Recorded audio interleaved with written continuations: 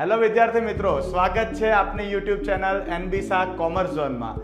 પાછલો આપણો જે વિડીયો હતો જેમાં વિભાગ એ, બી અને સી ત્રણેય વિભાગ કઈ રીતે લખવા એની મેં ડિટેલમાં સમજૂતી આપી હતી। જે લોકોએ એ વિડીયો ન જોયો હોય તો ડિસ્ક્રિપ્શનની અંદર એની એક લિંક મૂકેલી છે, તેના માધ્યમથી તમે વિભાગ એ, બી અને સી કઈ રીતે લખવો તેની માહિતી મેળવી લેજો। અને આ વિડીયોની અંદર આપણે વિભાગ ડી અને ઈ કઈ રીતે લખવો જોઈએ તથા વિભાગ ડી અને ઈમાં કેટલી લેન્થ હોવી જોઈએ કે જેના કારણે આપણને ફૂલ માર્ક્સ મળે તેની ડિટેલ માહિતી આ વિડીયોમાં હું તમને શેર કરીશ। ચલો વિદ્યાર્થી મિત્રો, હવે શરૂઆત કરીએ વિભાગ ડી ની। જે ચોથો વિભાગ છે તમારો સેક્શન ડી, એ સેક્શન ડી ની અંદર કેટલું લખવું જોઈએ, મતલબ આન્સરની લેન્થ કેટલી હોવી જોઈએ। સર કેટલા પોઈન્ટ્સ એની અંદર એક્સપ્લેન કરીશું તો વાંધો નહીં આવે, અને બહુ વધારે તો નહીં જ લખી દેવાનું કે જેના કારણે તમારો સમય ખૂટે। તો અહીંયા હું દરેક વસ્તુ વિશે સમજાવીશ। પહેલાં તો શરૂઆત કરીએ છીએ વિભાગ ડી। વિભાગ ડી જે હોય છે સેક્શન ડી, જે તમને પરીક્ષામાં 3 ગુણમાં પૂછે છે, 3 માર્ક્સ। હવે દેખો, દરેક પ્રશ્ન વાઇઝ તમારી લેન્થ બદલાશે। અગર કોઈ ક્વેશ્ચન એવો છે કે પેરેગ્રાફ વાઇઝ છે, ફકરા વાઇઝ છે, તમે પણ જાણો છો કે ફકરા વાઇઝ જો ક્વેશ્ચન પૂછવામાં આવે જેમ કે જનરલ એક્સપ્લેનેશન, તો એવી પરિસ્થિતિમાં તમારે એક પેજ ભરવું। એક પેજ મતલબ મિનિમમ 25 થી 30 લાઈન લખવાનો આગ્રહ રાખવાનો, બરાબર। મતલબ તમે 25 થી 30 લાઈન લખો છો ફકરા વાઇઝ ક્વેશ્ચન હોય તો। ઘણા લોકો જે ફકરા વાઇઝ ક્વેશ્ચન હોય છે એને એક જ પેરેગ્રાફમાં બધું લખી દે છે, એવું નથી કરવાનું। કઈ રીતે લખવાનું એ સમજાવું। આ તમારી સપ્લિમેન્ટરી છે। અગર તમને ક્વેશ્ચન નંબર 41 પૂછે છે અને એના આન્સરની અંદર કોઈ પ્રકારના પોઈન્ટ નથી, એ તમારે જનરલ એક્સપ્લેન કરવાનું છે, મતલબ પેરેગ્રાફ વાઇઝ એક્સપ્લેન કરવાનું છે। એવી પરિસ્થિતિમાં તમારે ક્વેશ્ચન નંબર 41 પહેલા એક પેરેગ્રાફ લખવાનો, એના પછી તમને જેટલા બી પોઈન્ટ્સ એના રિલેટેડ ફાવે છે એ દરેકને આવી રીતે એરો કરીને પ્રેઝન્ટ કરવાના। પણ ખાસ ધ્યાન રાખજો, ઘણા સ્ટુડન્ટ્સની એવી ટેવ હોય છે કે એક પોઈન્ટ એક્સપ્લેન કર્યા પછી એક લાઈન સ્કીપ કરે છે। એવું ક્યારેય બી નથી કરવાનું। પેપર ચેકર હશે, એના માઇન્ડમાં તમારી માટે નેગેટિવ ઇમ્પ્રેશન ક્રિએટ થશે। હા, જેના હેન્ડરાઇટિંગ બહુ જ મોટા છે એવા સ્ટુડન્ટ્સ એક પોઈન્ટ પછી એક લાઈન સ્કીપ કરી શકે છે, બાકી જે નાના હેન્ડરાઇટિંગ છે કે નોર્મલ હેન્ડરાઇટિંગ છે એમને કોઈ પણ લાઈન સ્કીપ કરવાની જરૂર નથી। મેં તમને હમણાં પણ કીધું કે 25 to 30 લાઇન્સ તમારે 3 માર્કર ક્વેશ્ચન માટે લખવાની છે। તો ફર્સ્ટ મારું એક્સપ્લેનેશન હતું કે અગર પેરેગ્રાફ વાઇઝ, ફકરા વાઇઝ જો તમને ક્વેશ્ચન લખવાનો આવે, મતલબ પેરેગ્રાફ વાઇઝ કોઈ આન્સર લખવાનો આવે, એવી પરિસ્થિતિમાં તમારે પહેલો પેરેગ્રાફ જનરલ પેરેગ્રાફ છે કે એના વિશે તમે શું જાણો છો, અને એ જે ક્વેશ્ચન પૂછવામાં આવ્યો છે સ્ટ્રેટ ફોરવર્ડ એનો આન્સર તમારે એરો કરીને લખવાનું છે। ઘણા સ્ટુડન્ટ્સ એવા હોય છે કે કોઈક વખત ક્વેશ્ચન પૂછવામાં આવે છે 3 માર્કમાં, ફાયદા, મર્યાદા કે લાક્ષણિકતા કે કોઈ પણ પ્રકારનો પ્રશ્ન, તો ઘણા સ્ટુડન્ટ્સ પહેલા તો એની વ્યાખ્યાઓ લખે છે। બેટા યાદ રાખવું કે તમારી પાસે જે આન્સરનો કન્ટેન્ટ છે એ ઇનફ છે 25 લાઇન્સ યા 30 લાઇન જેટલો, તો કોઈએ ડેફિનેશન ત્યારે લખવાની જરૂર નથી। હા, પ્રશ્નમાં પૂછવામાં આવ્યું હોય કે આ વસ્તુ એટલે શું, તો એની વ્યાખ્યા જરૂરથી લખજો। પણ તમને એવું લાગે કે તમારી માટે એક્સપ્લેનેશન માટે જે કન્ટેન્ટ છે એ ઓછો છે, એવી પરિસ્થિતિમાં તમે તેની વ્યાખ્યા પણ લખી શકો છો। નકર જો તમને લખવાનું ક્લિયર હોય આટલી લાઈન, તો ડાયરેક્ટ જ તમે એનો આન્સર લખી શકો છો, કારણ કે જો તમને પ્રોપર આન્સર ફાવે છે અને એમાં બી તમે વ્યાખ્યાઓ એડ કરવા જશો તો તમારા આન્સરની લેન્થ વધી જશે અને પાછળ તમારે સમય ખૂટવાના ચાન્સીસ રહેશે।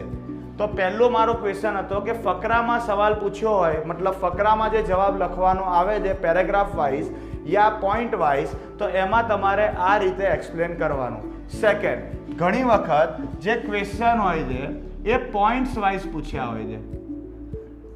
પોઈન્ટ્સ વાઇઝ એટલે તમને એવું કહે કે આ વસ્તુની લાક્ષણિકતા સમજાવો, ઇંગ્લિશમાં કહીએ તો આ વસ્તુના કેરેક્ટરિસ્ટિક એક્સપ્લેન કરો, યા ફિર એડવાન્ટેજ ઓર ડિસએડવાન્ટેજ, ફાયદા અથવા મર્યાદા. જ્યારે પણ તમને આ રીતે એડવાન્ટેજ, ડિસએડવાન્ટેજ કે પછી કેરેક્ટરિસ્ટિક કે કોઈ પણ પ્રશ્ન પૂછવામાં આવે છે અને એનો આન્સર જો પોઈન્ટ વાઇઝ હોય, મતલબ અગર એક પોઈન્ટ લખીને તેને એક્સપ્લેન કરવાનું હોય એવા પ્રકારનો પ્રશ્ન હોય તો માત્ર 3 મુદ્દા જ સમજાવવા. કેમ? 3 માર્કના પ્રશ્નમાં માત્ર 3 મુદ્દા જ સમજાવવા. એટલે તમારી આ સપ્લિમેન્ટરી છે, જેમાં પ્રશ્ન 41મો ફકરા વાઇઝ હતો, પ્રશ્ન 42 42મો પ્રશ્ન. અગર તમારે 3 મુદ્દા સમજાવવાના છે તો અહીંયા એક લખીને એ મુદ્દો લખો, પછી એનું એક્સપ્લેનેશન પેરેગ્રાફમાં, પછી બીજું લખો, એનો મુદ્દો લખો અને એનું એક્સપ્લેનેશન પેરેગ્રાફમાં, ત્રીજું લખો, એનો મુદ્દો લખો, એનું એક્સપ્લેનેશન પેરેગ્રાફમાં. તો આ રીતે તમારે 3 મુદ્દા તેના સમજાવવાના છે. ઘણી વખત કોઈ એવો પ્રશ્ન પૂછવામાં આવે કે સર 3 મુદ્દા લખીએ પણ એનું એક્સપ્લેનેશન ખાલી 2 કે 3 લાઇનનું જ છે, મતલબ અમારી જે લેન્થ છે એ હાફ પેજમાં કમ્પ્લીટ થઈ જાય છે. એવી પરિસ્થિતિમાં તમે એક્સ્ટ્રા 2-3 મુદ્દા પણ સમજાવી શકો છો. પણ જો 3 માર્કનો પ્રશ્ન છે, 3 મુદ્દામાં તમારી 25 થી 30 લાઇન એટલે એપ્રોક્સિમેટલી 1 પેજ કાં તો 1 પેજમાં થોડી લાઇન બચી હોય એટલું તમારું કમ્પ્લીટ થઈ જાય તો એ 3 મુદ્દાથી વધારે કોઈ મુદ્દા સમજાવવાની જરૂર નથી. બાકી જો એવું લાગે કે હાફ પેજમાં 3 મુદ્દા સમજાવી દીધા છે તો બીજા 2 થી 3 પોઈન્ટ તમારી રીતે પણ એક્સપ્લેન કરી શકો છો. ટાર્ગેટ રાખવો કે 25 થી 30 લાઇન તો લખવી જ 3 માર્કનો પ્રશ્ન હોય તો. અને જેના હેન્ડરાઇટિંગ નાના છે એવા સ્ટુડન્ટ 20 થી 25, 20 to 25 જે પણ લાઇન છે એ લખી શકે છે. થર્ડ ક્વેશ્ચન, અગર તમને કોઈ ક્વેશ્ચન છે એ ડિફરન્સનો પૂછે છે, આપણે ગુજરાતીમાં એને તફાવત તરીકે ઓળખીએ છીએ. મેં ઓલરેડી તમને વિભાગ સી ની અંદર એક્સપ્લેન કરી દીધું હતું કે જ્યારે બી તફાવત પૂછે ત્યારે તમારે, આ તમારી સપ્લિમેન્ટરી પેજ છે,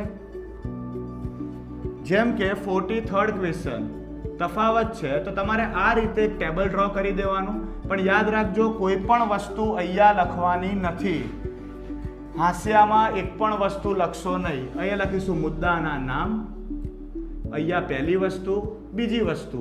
અને હવે 3 માર્કનો પ્રશ્ન હોય તો તમારે ટોટલ 3 મુદ્દા સમજાવવાના, જેમ કે વ્યાખ્યા, પછી ધારો કે વ્યાખ્યા બંનેની લખી દીધી એટલે પહેલો મુદ્દો પૂરો થાય એટલે મેં કીધું જ તું કે એક લાઈન ડ્રો કરવી. બીજું છે પ્રકાર, તો પ્રકાર લખી દેવા 1, 2. અને જો ત્રીજો મુદ્દો એડ કરવાનો થાય અને જો એની અંદર ઉદાહરણ આવતા હોય તો અહીંયા લખીશું ઉદાહરણ. આ 3 મુદ્દા સિવાય વધારે કોઈ એક્સપ્લેન કરવાની જરૂર નથી. પણ યાદ રાખજો કે બની શકે કે તફાવતની અંદર આ 25 થી 30 લાઈનો ભરાય પણ નહીં કદાચ, તો કોઈએ ચિંતા નહીં કરવાની. જો 3 મુદ્દા તમારા પ્રોપર હશે તો તમારે લાઇનથી કોઈ કન્સર્ન નથી. આ 25 થી 30 લાઇનનો કોઈ હિસાબ લગાવવાની જરૂર નથી. જો તફાવતનો પ્રશ્ન પૂછવામાં આવ્યો છે એવી પરિસ્થિતિમાં તમારે માત્ર 3 મુદ્દા સમજાવવાના છે. પછી 25 થી 30 લાઇનનો જે ક્રાઇટેરિયા છે એ ભૂલી જાઓ. તો ફરીથી એક્સપ્લેન કરી દઉં. પ્રશ્ન 3 પ્રકારે પૂછી શકે છે. પહેલો પ્રશ્ન પેરેગ્રાફ વાઇઝ હોઈ શકે છે કે જેમાં કોઈ કારણ કે કોઈ સમજાવવાનું કીધું હોય એવી પરિસ્થિતિમાં જેના મોટા હેન્ડરાઇટિંગ છે એ 25 થી 30 લાઇન લખજો, અને જેના હેન્ડરાઇટિંગ સ્મોલ છે કે મીડિયમ છે એમને 20 to 25 લાઇન પણ લખી શકો છો. ઇન શોર્ટ એક પેજ યા પર એક પેજની અંદર 4 થી 5 લાઇન બાકી હોય તો બી વાંધો નથી. તો પેરેગ્રાફનો જે આન્સર છે, મતલબ પેરેગ્રાફમાં જે આન્સર લખવાનો છે એના એક્સપ્લેનેશન આ રીતે. સેકન્ડ, અગર કોઈ પોઈન્ટ વાઇઝ છે, મતલબ એડવાન્ટેજ, ડિસએડવાન્ટેજ, પછી કેરેક્ટરિસ્ટિક મતલબ લાક્ષણિકતા, ફાયદા, મર્યાદા, તેમાં માત્ર 3 મુદ્દા જ સમજાવવાના છે. અગર તમને એવું લાગે કે 3 મુદ્દા સમજાયા પછી જો તમારું પેજ હજી બચે છે, મતલબ 3 મુદ્દા માત્ર હાફ પેજમાં કમ્પ્લીટ થઈ ગયા છે, તો બીજા 2 કે 3 મુદ્દા તમારી રીતે તમે એડ કરી શકો છો. અને છેલ્લું જો તફાવત પૂછે તો આ 25 થી 30 લાઇનનો ક્રાઇટેરિયા વિચારવાની જરૂર નથી. તફાવતની પરિસ્થિતિમાં માત્ર 3 મુદ્દા સમજાવો, 3માંથી 3 માર્ક મળશે. પણ હા, આ જે મુદ્દા લખો છો એકદમ પરફેક્ટ હોવા જોઈએ. અને આ રીતે કીધું હતું, પહેલાં તમે 1, 2, 3 નંબર આપતા હતા, હવે તમારે મુદ્દાના નામ આપવાના છે. અને દરેક મુદ્દો પૂરો થાય એટલે એક લાઈન ડ્રો કરું છું, એટલે પેપર ચેકરને ખ્યાલ આવે કે તમારો આ મુદ્દો પૂરો થાય છે. તો વિભાગ ડી ની અંદર જે 3 માર્કનો પ્રશ્ન છે એની લેન્થ સ્ટાન્ડર્ડ 25 to 30 લાઇન્સ. કોઈ પણ 3 પોઈન્ટ એક્સપ્લેન કરો અને તફાવત પૂછે તો 3 મુદ્દા તફાવતના લખવા. આ છે વિભાગ ડી નું એક્સપ્લેનેશન. અને દરેક વિભાગની એન્ડમાં હું એક વસ્તુ કોમન કહું છું કે નવો વિભાગ જ્યારે બી શરૂ કરો ત્યારે ન્યૂ પેજ ઉપર જ નવો વિભાગ ચાલુ કરવો. મતલબ વિભાગ ડી છે, વિભાગ ડી પછી વિભાગ ઈ છે એ નવા પેજ ઉપર સ્ટાર્ટ કરવો. હવે આપણે શરૂ કરીએ છીએ લાસ્ટ સેક્શન, છેલ્લો વિભાગ જે છે વિભાગ ઈ. હવે બધા જાણો જ છો બેટા કે વિભાગ ઈ છે એક ટોટલ 5 માર્કનો પ્રશ્ન પૂછે છે. મતલબ સેક્શન ઈ 5 માર્ક્સ. ઘણા સ્ટુડન્ટ્સને એવો પ્રશ્ન થાય કે સર 5 માર્કર ક્વેશ્ચન છે, એમાં અમારી લેન્થ એટલી નથી બનતી કે અગર અમારે જો લાંબુ લખવું છે તો અમુક કન્ટેન્ટ આગળ અમારી જે લિમિટ છે એ સ્ટોપ થઈ જાય છે. મતલબ અગર 1 કે 1.5 પેજ લખ્યું પછી પતી જાય છે કે એના આગળ શું લખવું એ ખ્યાલ જ નથી આવતો. એવી પરિસ્થિતિમાં અહીંયા આ વિડીયોની અંદર હું તમને એ સમજાવીશ કે અગર તમને માત્ર મુદ્દા યાદ છે અને મુદ્દાની અંદર શું લખવાનું તે ખબર છે તો અગર તમે એનું એક્સપ્લેનેશન 1.5 પેજમાં કમ્પ્લીટ કરતા હશો તો બીજા 1.5 પેજ કઈ રીતે લખવા એને હું તમને એક્સપ્લેન કરીશ. બીજી વસ્તુ કે 5 માર્કનો જે પ્રશ્ન છે એમાં અલગ અલગ રીતે પ્રેઝન્ટેશન આવી શકે છે, એ પણ હું એક્સપ્લેન કરીશ.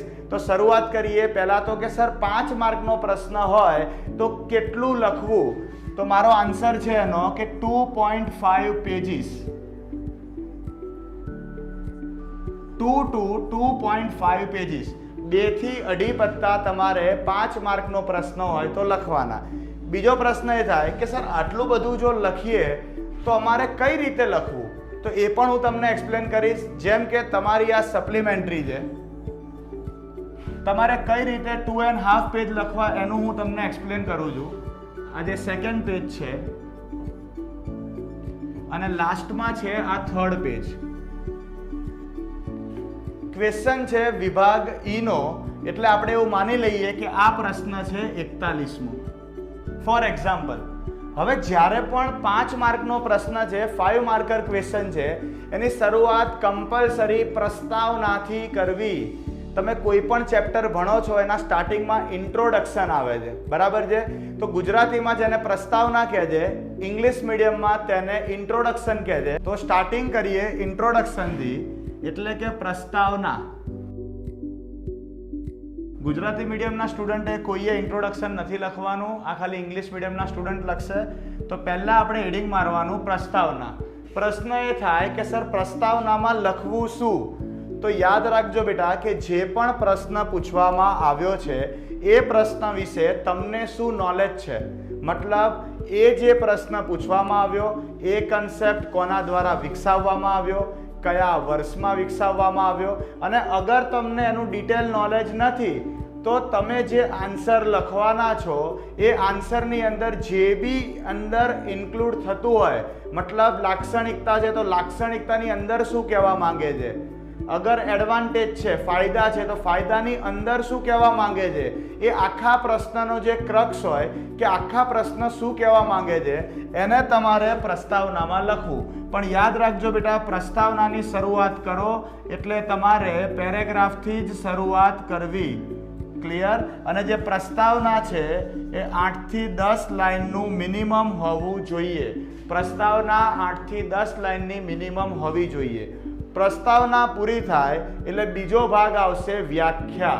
જે પણ પ્રશ્ન પૂછવામાં આવ્યો છે એની વ્યાખ્યા લખવી.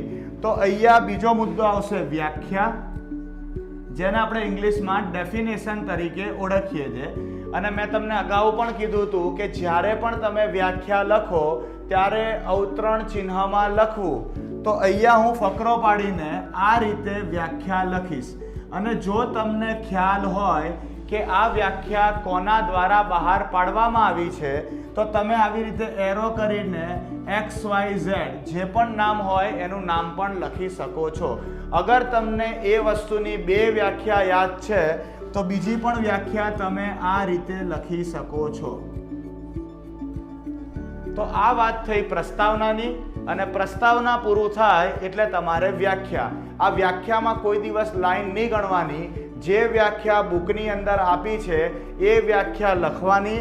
એ પછી 2 લાઈનની પણ વ્યાખ્યા હોય અને 4 લાઈનની પણ વ્યાખ્યા હોય. તો કોઈ વ્યાખ્યાની અંદર લાઈન માપવા ના જતા તો અહીંયા હું લખું છું, આ વ્યાખ્યામાં તમારી બીજી 10 થી 15 લાઈન કન્ઝ્યુમ થશે. જ્યારે પણ વ્યાખ્યા પૂરી થાય એટલે નવા પેજ ઉપર તમારે જે પણ પ્રશ્ન પૂછવામાં આવ્યો છે, જેમ કે કોઈ પણ વસ્તુની લાક્ષણિકતા, તો અહીંયા લખવાનું જે વસ્તુ પૂછ્યું હોય એ એની લાક્ષણિકતા, અને કૌંસમાં લખું છું કેરેક્ટરિસ્ટિક. જે ઇંગ્લિશ મીડિયમના સ્ટુડન્ટ છે એ લાક્ષણિકતાને કેરેક્ટરિસ્ટિક કહેવાય. તો અહીંયા હું અંડરલાઈન કરીશ. અગર એક ક્વેશ્ચનની લાક્ષણિકતા ટોટલ 8 છે તો તમારે અહીંયા 1 2 3 4 5 6 7 8 તમારે આ રીતે ખાલી નામ જ લખવાના છે, બીજું કંઈ લખવાનું નથી. ફરીથી એક વખત કહી દઉં, પહેલું સ્ટેપ છે આપણું પ્રસ્તાવના, બીજું સ્ટેપ છે વ્યાખ્યા, ત્રીજું છે જે તે પ્રશ્ન પૂછ્યો હોય તેના મુદ્દા. તો પહેલું પ્રસ્તાવના, બીજું વ્યાખ્યા, ત્રીજું જે પણ પ્રશ્ન પૂછ્યા હોય તેના મુદ્દા. હવે તમારે શું કરવાનું છે? પ્રશ્ન છે 5 માર્કનો, એટલે તમારે 5 મુદ્દા સમજાવવાના. એનો મતલબ એ છે કે અહીંયા તમે સમજૂતી લખશો. સમજૂતીને ઇંગ્લિશમાં એક્સપ્લેનેશન તરીકે ઓળખવામાં આવે છે. તો એક્સપ્લેનેશન આ ચોથો મુદ્દો થઈ ગયો. એક્સપ્લેનેશનમાં પહેલો મુદ્દો લખવાનો, પેરેગ્રાફ કરીને એને સમજાવવાનો, પછી બીજો મુદ્દો લખવાનો, પેરેગ્રાફ કરીને સમજાવવાનો, ત્રીજો મુદ્દો લખવાનો, પેરેગ્રાફ કરીને સમજાવવાનો, ચોથો મુદ્દો, એ જ રીતે 5મો મુદ્દો. અહીંયા તમે બોર્ડ ઉપર જોઈ શકો છો કે પ્રસ્તાવના પછી વ્યાખ્યા, વ્યાખ્યા પછી જે બી પ્રશ્ન છે તેના માત્ર મુદ્દા, અને છેલ્લે લખી છે એની સમજૂતી. આ સમજૂતીની અંદર માત્ર 5 મુદ્દા જ સમજાવવાના છે. 1 2 3 4 અને 5. પણ યાદ રાખજો, જ્યારે બી પ્રશ્નની અંદર પ્રક્રિયા પૂછવામાં આવે, પ્રોસેસ, તો પ્રોસેસના બેટા દરેક મુદ્દા સમજાવવા પડે. તો પ્રોસેસ જ્યારે બી પૂછે, પ્રક્રિયા પૂછે, ત્યારે તમારે માત્ર 5 મુદ્દા નહીં, દરેક મુદ્દા સમજાવવા પડશે. તો તમને પ્રશ્ન એ થાય કે સર દરેક મુદ્દા સમજાવીએ અને બહુ જ ટાઈમ થાય એવો હોય તો તમારી રીતે બેટા પ્રસ્તાવના થોડી નાની કરી દેવાની, અને તમારે આ લાક્ષણિકતાના જે મુદ્દા લખો છો, મુદ્દા નહીં લખવાના, ડાયરેક્ટ જ એનું એક્સપ્લેનેશન કરી નાખવાનું. ક્લિયર? એને ડાયરેક્ટ એક્સપ્લેન કરી દેવાનું. જ્યારે બી સમજૂતી પૂરી થાય એટલે 5મો અને છેલ્લો મુદ્દો સમીક્ષા. સમીક્ષાને ઇંગ્લિશમાં કન્ક્લુઝન તરીકે ઓળખવામાં આવે છે. આખો પ્રશ્ન લખ્યો તો એ પ્રશ્ન વિશે તમારો શું ઓપિનિયન છે, તમે એ પ્રશ્ન પરથી શું કહેવા માંગો છો, તો એ સમીક્ષામાં લખવું. સમીક્ષા પણ પેરેગ્રાફ કરીને લખવું. સમીક્ષાની લેન્થ છે એ 3 થી 4 લાઈનની રાખવી. આ જે પણ હું લાઈન લખું છું એ એપ્રોક્સિમેટલી છે. અગર તમે પરીક્ષાની અંદર એ લાઈન વધારવી હોય, ઘટાડવી હોય, એ તમારી ઉપર છે. પરંતુ એટલું યાદ રાખો કે હવે તમારો જે 5 માર્કનો પ્રશ્ન છે એને 5 ભાગમાં મેં વેચ્યું. પહેલું પ્રસ્તાવના, બીજું વ્યાખ્યા, ત્રીજું એના મુદ્દા, ચોથું એ મુદ્દાનું એક્સપ્લેનેશન. કેટલા મુદ્દા એક્સપ્લેન કરવાના? 5. પ્રોસેસ હોય તો દરેક મુદ્દા એક્સપ્લેન કરવાના, અને છેલ્લું છે સમીક્ષા એટલે કે કન્ક્લુઝન. એ કન્ક્લુઝનની અંદર તમારે પેરેગ્રાફ કરવાનો અને 3 થી 4 લાઈન લખવાની. તો આ સાથે આપણું જે 5 માર્કનો વિભાગ છે એમાં કેટલી લેન્થ હોવી જોઈએ? 2 થી 2.5 પત્તા. અગર 3 પેજીસ થાય છે તો બી વાંધો નથી, પણ સમય ચેક કરી લેવાનો કે તમે લખતા હોય અને સમય ઓછો બાકી હોય તો એ પ્રમાણે તમારે એડજસ્ટ કરવાનું. હવે હું તમને એ કહીશ કે જે 5 માર્કર ક્વેશ્ચન છે એની અંદર ઘણી વખત આપણે ડાયાગ્રામ ડ્રો કરતા હોય છે. આપણે પ્યોર ગુજરાતીમાં કહીએ તો ચિત્ર. સર એ કઈ રીતે, એ પણ હું તમને એક્સપ્લેન કરું છું.